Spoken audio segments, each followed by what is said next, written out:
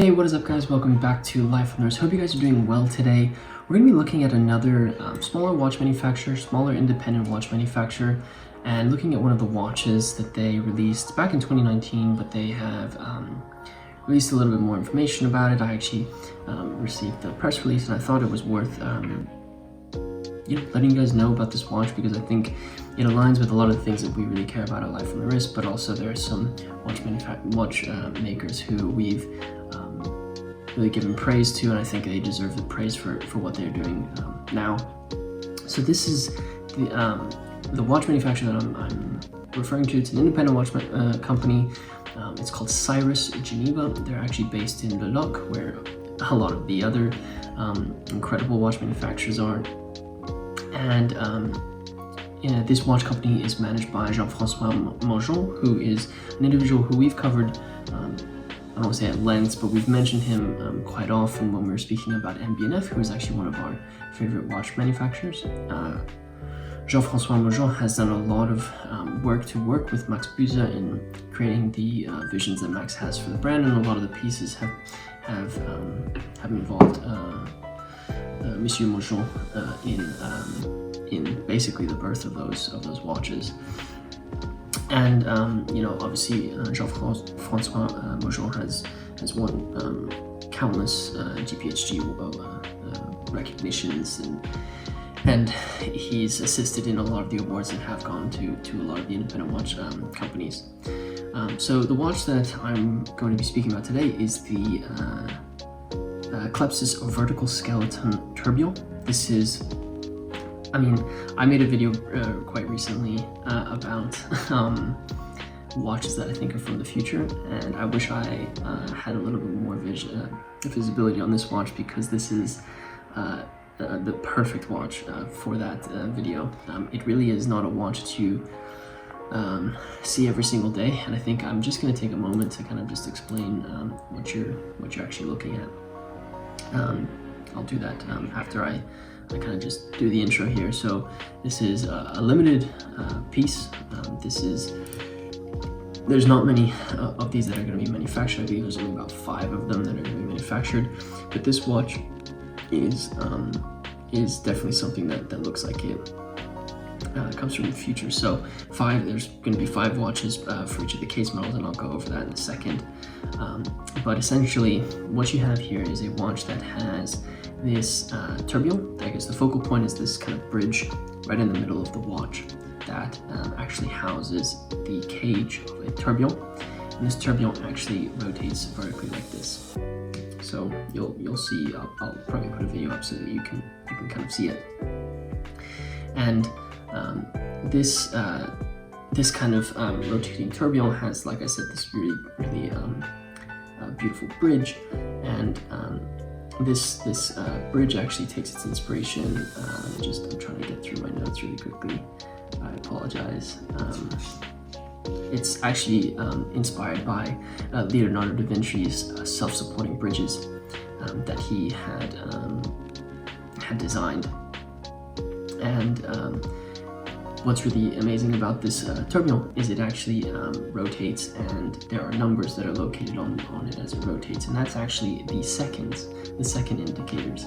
So you can actually see they're marked in 5-second increments, and as that turns, it's going to indicate to you what second has passed. So if we take a step back, you can see these 2 hands that go off to the side of the watch. On the left side, that's actually the hours indicator, and this is a retrograde hours indicator, and then on the right side there is a minutes indicator, and that's also a retrograde indicator. So like I said, you've got your time on the outsides of the watch, your seconds on that spinning tourbillon cage, and then you also have the power reserve, which is displayed through this little sphere at 12 o'clock.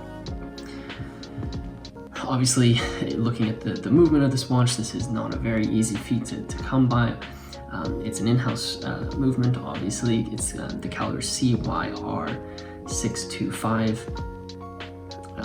And I think one of the coolest parts about this is when you actually turn this watch over, the finishing on on this watch is actually so, it's just really, really unique. It has this kind of dark finish to it. If you look at the barrels, they've also got this really interesting design to it. It's for sure one of a kind, and it's not something that you're gonna see very often.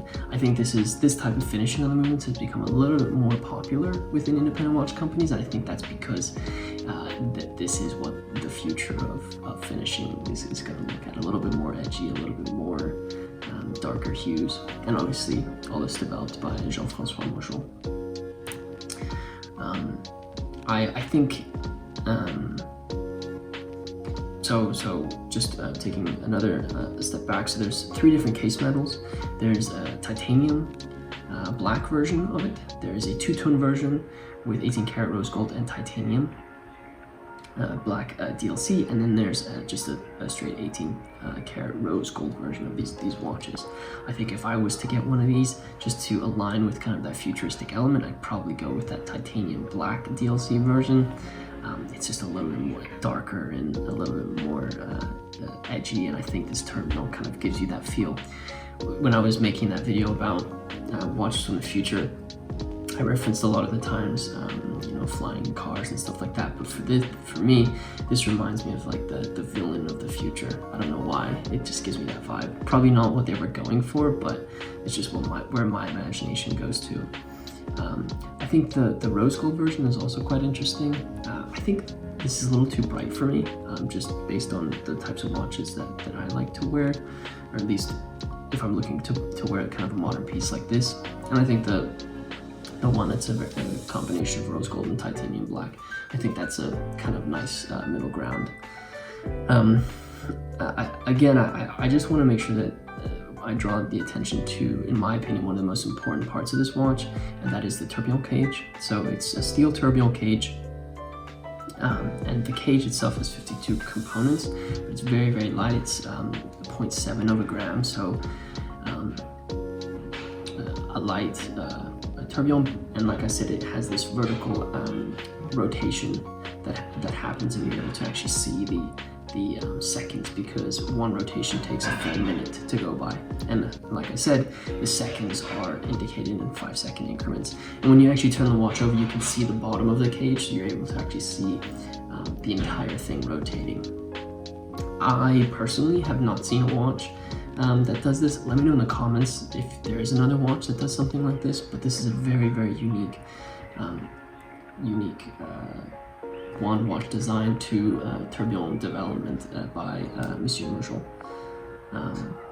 And so yeah, I went over the different case metals that they come in. Like I said, each case metal comes in 5 pieces, so there's a total of 15 of these that are going to be sold. I wouldn't be surprised if they're all sold by now, for those of us who really follow Jean-Francois Mojon. And then if you're looking at the straps, you can get a black alligator, a brown alligator, and then all of them have clasps with the Cyrus logo on it. I think what's really unique about this watch as well is, even though it has all these really interesting design elements, if you actually look at the finishing on the case, there are variations of a brushed versus high polish finish, especially if you're looking at the 2-tone or the straight rose gold version of this. It's a really beautiful watch, and something that I wanted to bring up. So I hope you enjoyed this video about something that's a little bit off the beaten path. I received this email from Cyrus, and I didn't know what to do with it, but I'm glad that they sent it, because it really is a beautiful piece, and being that it is from someone like Jean-Francois Mojon, who has been so influential in the watches that I really love, but also independent watchmaking just in general, I think it's worth covering for sure. You know, like I said, this was released at Basel last year, so I'm surprised that I didn't actually see this. I think because Basel is such a whirlwind of watches, it's hard to actually cover a lot of the ones that may speak a little bit more to you. But I'm glad that I was able to get something so I could cover for them. So Cyrus, thank you for sending me the information on this watch. I hope those who are watching this will do some research, because this is a really beautiful piece and worth a mention. So for those of you who are new to the channel, welcome to Life on the Wrist. We create videos about watches. We simply are enthusiasts and really love talking about watches. So if you like those types of videos, be sure to hit that subscribe button. Also, if you didn't do it in the beginning video, and I normally say it, but I think people might get tired of it, be sure to hit that like button for us if you like these types of videos. And with that said, guys, I hope you enjoyed this video, and until next time.